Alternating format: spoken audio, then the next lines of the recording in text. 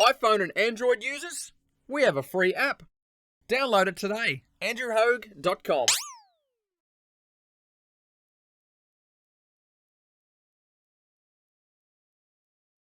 This is AndrewHogue.com, still Australia's first and only 24/7 metal radio station.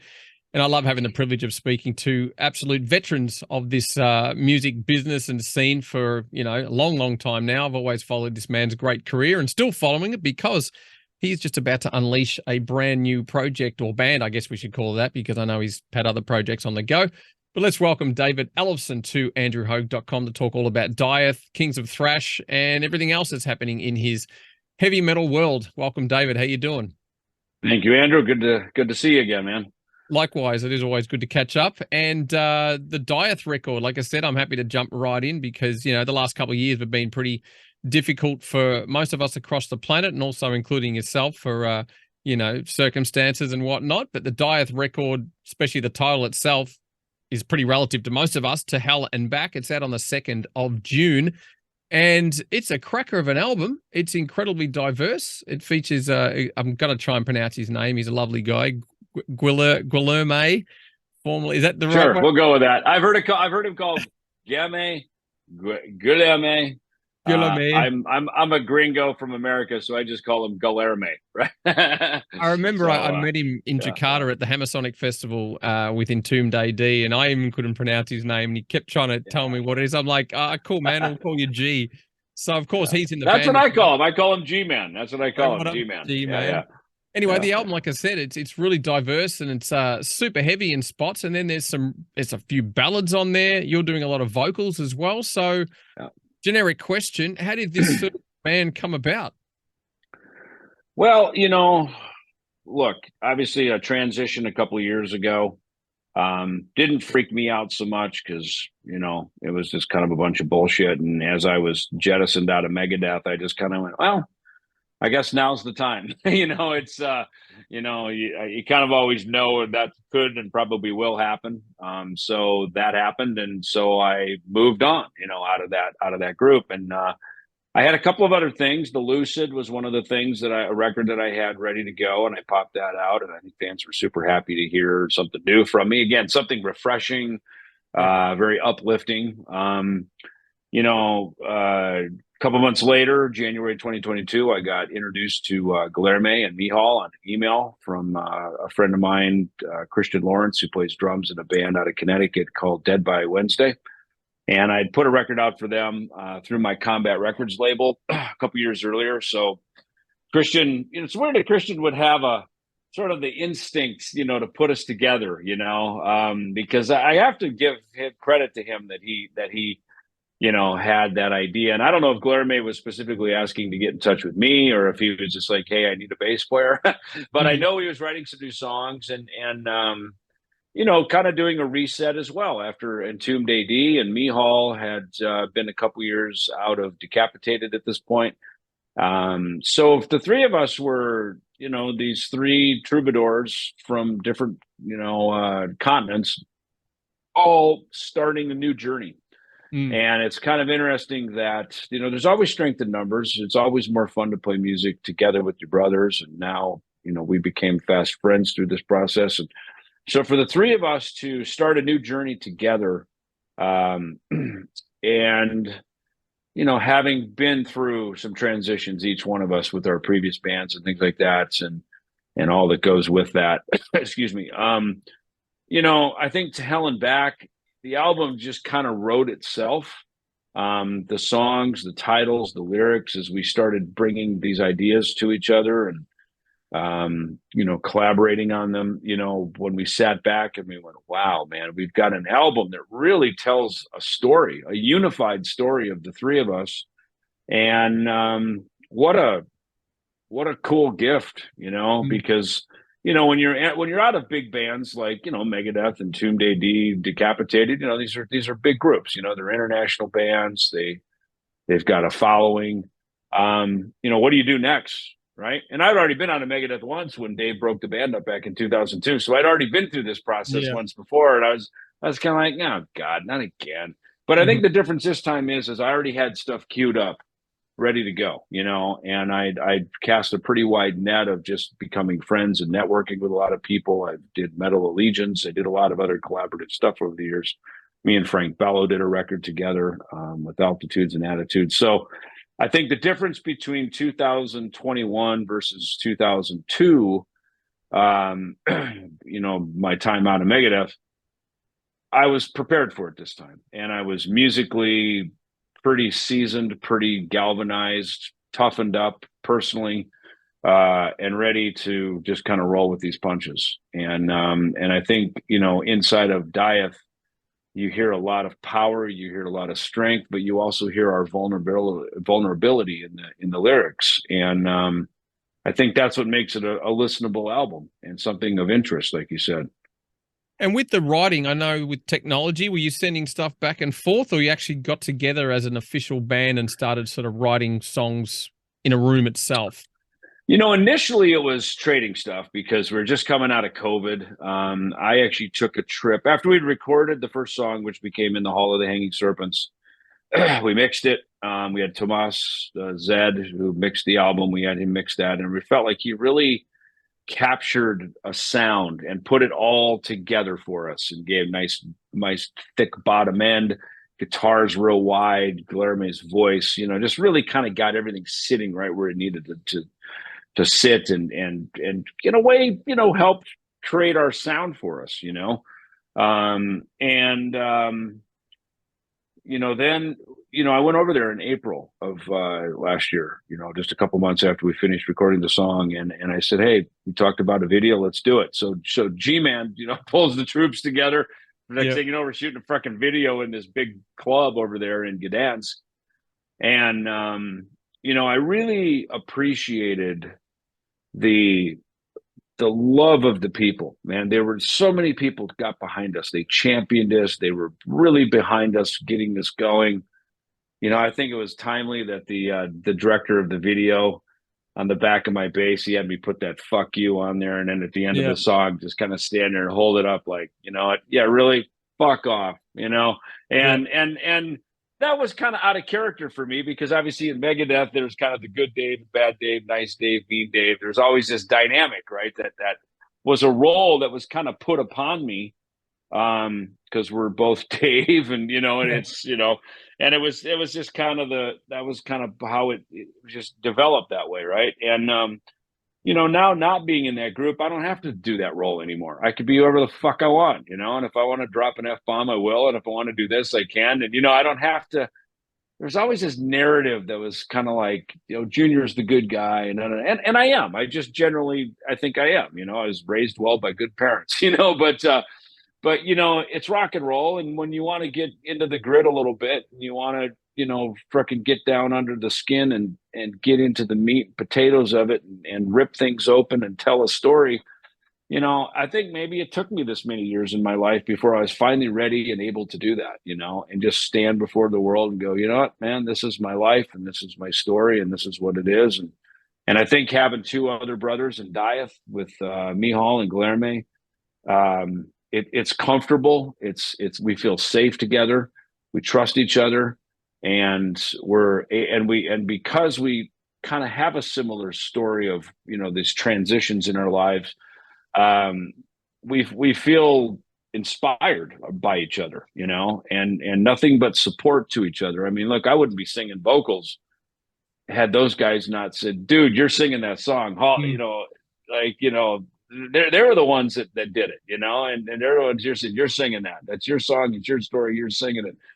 So I'm like, all right, I guess this is my time, you know? So to me, this DIETH is more than just three dudes writing some songs, making an album. You know, there really is an incredible depth and a backstory to it that I think you really plays out throughout the narrative of all the songs on the record.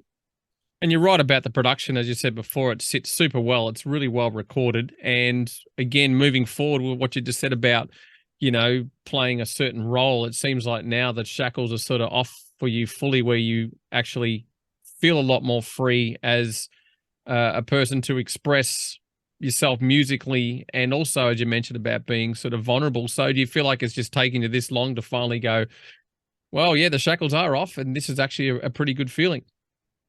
I 100%. I think that was probably one of the first things that, there was sort of like when you're, was it like the elephant, right? They Mm. put it on that little string and pound the stake in the ground. And so he circles around. He's an elephant. He could rip that stake out and Yeah. go wherever he wants, but he's been trained to stay on this leash that really has no power over him whatsoever. And I think that maybe is an important lesson now that you bring it up Mhm. about the shackles that bind us that are kind of self-imposed, or maybe out of fear. We Yep. we just sort of we put our hands in my case, golden handcuffs. I had fame, I had money, I had a big name, I had all these things. And I mean, so I'm not talking ill of it either, because I helped build that. I started it from the beginning, so I helped build that. So it's mine to have, it's mine to proclaim and to own. With my history, but there does come a time when it's sort of like, these handcuffs and these shackles serve me no more, and it's time to be free. And the funny thing is, we always had the key, Mhm. just walk away, and sometimes we unlock them, sometimes other people unlock them for them. So ironically, it's, for me, it was, I needed someone to sort of unlock it and sort of push me out of the nest and go, all right, get out of here. We don't want you anymore. We don't need you anymore. It's like, and it's kind of like, it's like, shit, I could fly the whole time. I didn't even know it, and of course you know it, but you're jumping from a high perch, something that we created with Megadeth, and the funny thing is I didn't fall down. If anything, I feel like I kind of fell up. I sort of caught an updraft and Yeah. swooped up to a higher level, and the kind of the view's even better up here now where I'm at, which is the irony of making these transitions, is sometimes you actually fall upward. Yeah, and as you mentioned also about, the self-imposed prison that we all seem to put ourselves in is generally based around fear, and because the unknown is a lot more scary than breaking through the fear, that a lot of people just tend to just go, no, I'm not going to try that, even though it sucks in the situation that they're in. That's more Yeah, comfortable because they know where they stand. There's certainty there. So yeah. going through your entire career from day dot to where you're at now, what's the biggest lesson you've learned throughout that entire time? Just one thing that you just go, "Ooh, I went through all that, and this is where I'm at." Well, I think it's maybe what we just talked about. It's kind of like leap and trust there will be a net. you Yeah, know, like, leap first, look second. You know what I mean? And yeah, just go for it, man. It's life. If you fuck it up, you'll get a do-over. And remember I had a bus driver one time. We were sitting in the front lounge of the bus, and he was a Southern boy, and he's like, man, the way I see it, if it didn't kill you, it ain't that bad. And I was like a true true. Southern preacher. And I was like, you're right. If it didn't kill you, it just made you stronger. Right. So, Yeah. I mean, look, since the last time we spoke, you've transitioned, you're into a new journey, and Mhm. you look pretty happy, and you get to call the shots, and your name's on Yeah. the door, and life's kind of good, so Hell I've yeah. discovered the same thing. So, again, you're kind of like a brother in the DIETH family, because Yeah. we're all doing it. Now, is this band going to be something you're going to take to the road? Because I know you're coming to Australia shortly for the Kings of Thrash tour, which I'll mention those tour dates in a second. But Yeah. as you mentioned, the Lucid, you've always had a lot of different projects on the go for many years. So is DIETH sort of your main concentrate right now? And is this something that you are going to sort of take further out to the world? It is. Yeah. We've got dates. So the record comes out June 2nd worldwide. We've got some dates in Poland, second week of June. We've got Grass Pop Festival right after that. Czech Republic in July. We've got some dates in France and Portugal. Festival dates in August, as well as now it looks like there's some more stuff starting to fall in. It's kind of an interesting timing. Ideally, man, if we'd put the record out in like November, we'd be Mm. all teed up on festivals all summer, But with the record coming out in June, people finally just starting to get their, hearing it now, yourself, and of course, festival promoters and buyers, and starting to just kind of hear it and absorb it now. And with these last couple of singles we put out last month and this week, now people are going, oh, wow, that's a thing. Like, that's freaking cool. Mm. So, things for later in the year are starting to ramp up, and and then as for Kings of Thrash, that was something that I had started last year.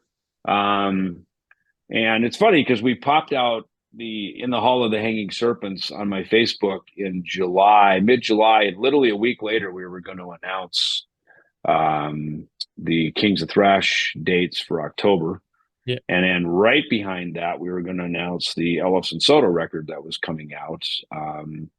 So it's interesting how everybody's kind of pissed at me for putting the DIETH thing out. They're like, what the fuck did you do, dude? You just got right in front of everything else. And I just said, we love this song. We love this band. We want to do something with it. It's too good to leave sitting, on the shelf.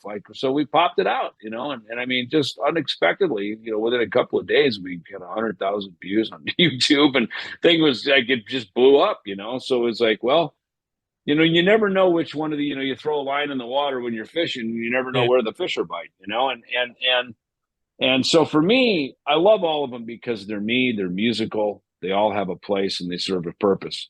But as far as sort of where you invest the next amount of time and energy and motion, kind of depends on where the fish are biting. You know what I mean? Because, you don't go out and force something to happen when the public's not responding to it, and when the public's going, yeah, bring it, you go there, you follow that because, and when you're writing a song, it's for you. But once you release it on an album, it's for them, right? Yeah.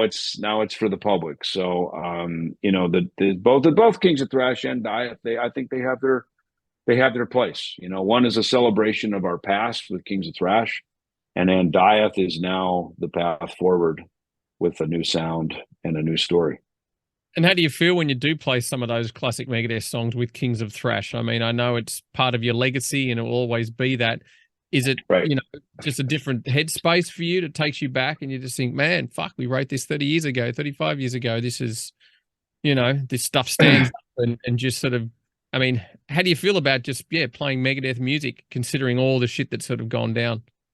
The shit that went down was of a personal nature, The music is timeless. It'll be around long after we're gone. So, in my opinion, the songs, the memories, the legacy is something we all help to create. We all deserve and have a right to participate in it. And I think for me, when I play those songs, it takes me back to a moment in time that memories grow fonder over the years. The shitty moments somehow get smaller and fade away. And, it's why we can reconcile years later. It's like, God, what were we arguing about anyway? Yeah. And at the time it seems like, oh my God, I hate this guy, or this is fucked up, or, but then years later, you're just like, oh man, I love you, bro, and it's all bro hugs and, and all that kind of stuff. So, and rock bands are no different, man. I mean, you spend all this time in these concentrated areas under very heated circumstances, very, constantly under the pressure cooker, of success and demands and money and all these different things and expectations. It's surprising any of us get these bands out of the garage and do anything with them, to be honest with you, so, I think for me, Kings of Thrash it's a fun journey down, memory lane, and especially with Jeff. And we're actually writing some new songs together too, it's a different tempo, it's a different story, it's a different thing. And it's something, we played one in America when we did our tour here, a song called Bridges Burn. And it was really as kind of we all wrote it, but it was kind of a story Jeff needed to tell, which is why I think we worked hard to get it done so we could take it out onto the stage. Yeah. And that was one where we played it on the stage, but it's not even available anywhere. It's not even on Spotify. It's not even available. It was very old school, like we would have done with the Peace Cells tour. When we went out and played all the songs on Peace Cells before we recorded the album. Like, let's go try them out and see if these work. Let's fine tune them while we're on tour. So that was kind of fun with that because, we don't have a record label. It's not that. It's kind of it's sort of a greatest hits, anthology show is what it is with that. Yeah. Well, I'll check out the dates quickly for the Kings of Thrash Australian tour, which we can't wait to have you back in Oz. Now, the first one's on the 12th in Canberra at the Basement, the 13th in Brisbane at the Zoo. Let's have a look here in Melbourne, my hometown, Max Watts on July the 14th. And the final show is in Sydney at Crowbar on the 15th. So we can wrap things up, Dave. And again, I just want to say thank you for your time, and I'll get you to choose your favorite track from DIETH. I guess I'll air this interview closer to the release date. That way we don't Sure. it. So one of your favorite songs from DIETH, one of your favorite projects that you put out over the years, choose one from that, and one of your favorite Megadeth tracks. Sure. Okay. Well, look, I would say in reverse, look, the Megadeth track, kind of a deep cut, and something that I think works well with what we're doing coming down there with Kings of Thrash. Why don't we choose Mary Jane off the So Far So Good So What album? Kind of one of my project ones. I would say let's do Sweet Tooth from the Lucid, which features also Violent J from Insane Clown Posse guesting on it. It's a remake of a Faith No More song that we all know. Epic, right? Yep. So that's fun. That's a fun one. They gave us permission to change the words and have some fun with it. So let's do that one. As far as DIETH, you know, I would say let's do I'd say Heavy as the Crown, since that's got me singing on that. You know, we'll throw a little zinger out there, you know. We'll do that. Let's check out an array of music from Mr. David Ellefson right here on andrewhogue.com. Thank you, Dave. Cool, man. Thank you, brother.